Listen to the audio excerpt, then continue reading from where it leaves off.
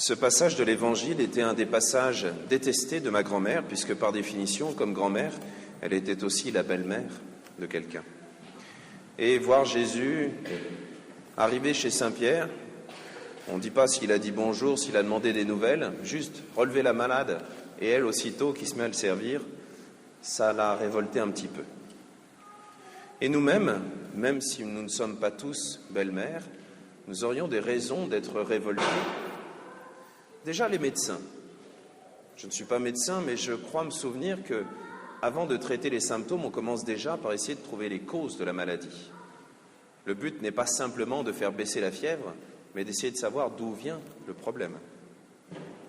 Et puis, en tant que chrétien du XXIe siècle, je pourrais dire, et moi? Moi aussi j'ai mal à la gorge, et pourquoi est-ce que Jésus ne vient pas me guérir maintenant, tout de suite?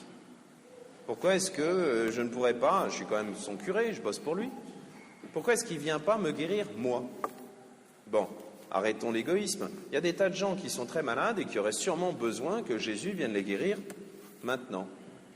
Pourquoi est-ce qu'il y aurait seulement quelques cas à droite à gauche lorsqu'il s'agit de faire pousser un dossier de canonisation? Allez, une petite bonne sœur des maternités catholiques, lorsqu'il faut certifier que Jean-Paul II est bien saint, tel ou tel cas à Lourdes, pour qu'on soit bien sûr que c'est la Sainte Vierge qui est venue là. C'est vrai, ces guérisons pourraient nous choquer en disant « pourquoi eux et pas nous ?» Alors vous allez me répondre « mais c'était pour que Jésus puisse montrer à tout le monde qu'il était le Fils de Dieu ». Sauf que si vous regardez dans l'Évangile, à chaque fois qu'un démon commence à sortir, Jésus le fait taire. Parce que les démons croient, les démons ont la foi, les démons savent que c'est Jésus qui est là. Mais ils n'aiment pas. Et si les démons avaient simplement secoué le malade en sortant en disant « tu es le Fils de Dieu », comme c'est rapporté à certains endroits, s'ils l'avaient fait à chaque fois, je pense qu'il y aurait une foule considérable qui aurait suivi Jésus, mais pas comme le Messie. Il l'aurait suivi, je pense, comme une rockstar ou comme une espèce de magicien, en attendant qu'il fasse toujours mieux. Et puis, même ça, c'est pas ce que Jésus cherche. C'est amusant, chacun des paragraphes de ce texte, si vous l'avez sous les yeux, il est vraiment très bien fait, chacun des paragraphes de ce texte semble être là pour casser un mur de nos certitudes. Le premier, la belle-mère avait la fièvre, mais le deuxième paragraphe nous dit « Jésus n'est pas là pour que tout le monde parle, il empêche les démons de parler ». Troisième paragraphe, lorsque Simon vient lui dire « Tout le monde est en train de te chercher », il s'en va dans un autre village. Non, ce n'est pas la gloire, la renommée que Jésus est en train de chercher. Jésus prie. Nous pourrions penser qu'il n'en a pas besoin. Oui, c'est le Fils de Dieu. Et en même temps, il est Dieu. Prier, ça sert à quoi? Ça sert à se tourner vers Dieu. Mais lui, il est Dieu. Il n'en a pas besoin. Et pourtant, il prie. Et après ça, il s'en va dans d'autres villages parce qu'il dit « Allons ailleurs, afin que là aussi je proclame l'Évangile ». Alors attention.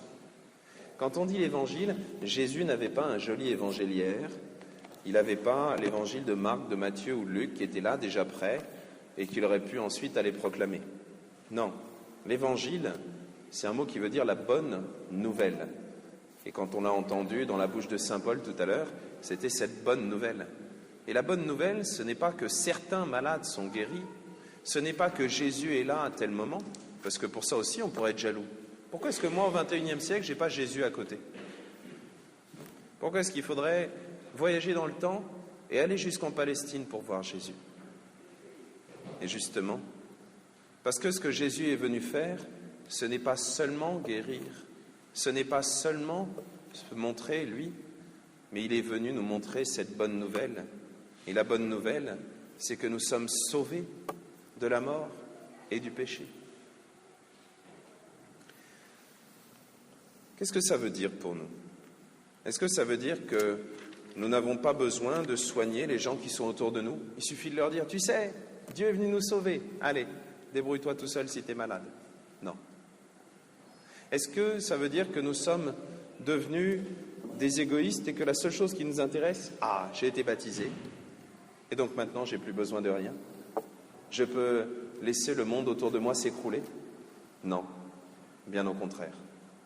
Cette bonne nouvelle nous presse, c'est ce que disait saint Paul dans la deuxième lecture. Et elle nous presse parce qu'elle est comme un trésor qui serait trop grand pour notre coffre, notre cœur. Et pour éviter que ce trésor se perde, nous devons l'offrir à tous ceux qui sont autour de nous. Dieu nous a offert ce trésor justement pour qu'on l'offre. Mais avant ça, pour pouvoir l'offrir, Jésus le sait bien, ventre affamé n'a pas d'oreille, et le livre de Job nous le montre bien, nous devons d'abord venir au secours de toutes les détresses qui sont autour de nous. Et on pourrait se dire, mais c'est une perte de temps. Si on commence par soigner tous les malades avant de leur parler du bon Dieu, on n'aura pas le temps. Eh bien, c'est ça qui est fantastique. C'est que le bon Dieu travaille avec nous. C'est même lui qui fait quasiment tout le travail. Et donc, même si nous prenons plus de temps à soigner, à venir rendre visite, à être présents auprès de ceux qui souffrent, eh bien, c'est Dieu qui va aller jusqu'à toucher les cœurs par ses gestes.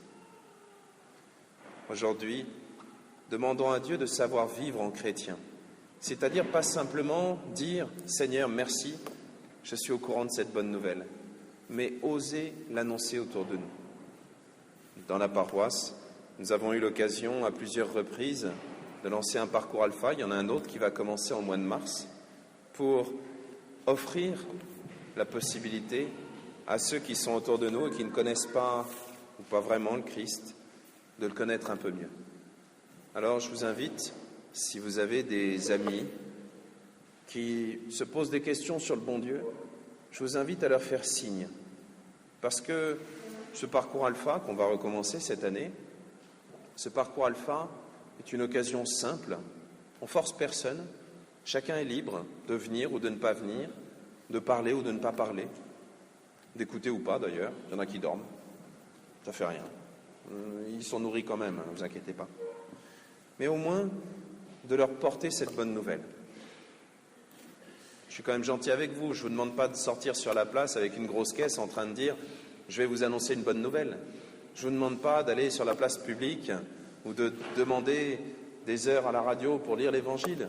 Non, je vous demande simplement d'inviter à dîner. Ce n'est pas le bout du monde. Et puis l'autre chose que je vous invite à faire,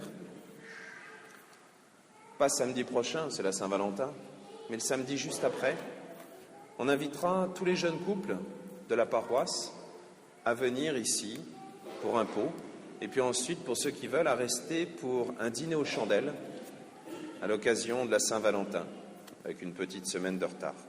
Et ça sera là aussi l'occasion de leur parler du bon Dieu et de leur montrer qu'il y a un lien entre on est capable d'aimer et Dieu nous aime.